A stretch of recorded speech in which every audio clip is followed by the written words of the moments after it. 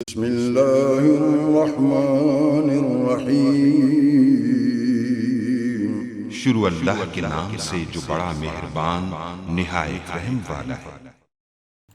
अस्सलाम वालेकुम नाजरीन। तो स्टोरी में आप लोगों को बताने वाला हूँ कि आप लोग फ्री ऑफ कॉस्ट कैसे टेम्पलेट बना सकते हैं। तो ये फ्री ऑफ कॉस्ट बनाने के लिए आप लोग वेबसाइट देख सकते हैं www.template.net। यहाँ से आप लोग किसी भी किस्म का फ्री टेम्पलेट बना सकते हैं। बहुत सारी वेबसाइट हैं जो कि पेड है, जितने भी आप लोग देखेंगे नॉर्मली जो पेड होती है, लेकिन ये जो वेबसाइट है बहुत अच्छी है। मतलब इसमें किसी किस्म का कोई भी लोगो नहीं आता। फ्री में भी आप लोग टेम्पलेट बनाएंगे तो ऊपर कोई भी जो है वो लोगो नहीं आएगी और आप सक्सेसफुली जो है वो फ्री ऑफ कॉस्ट जो है वो टेम्पलेट बना सकते, जैसे कि आप लोगों के सामने अभी मैंने क्रिएट किया है।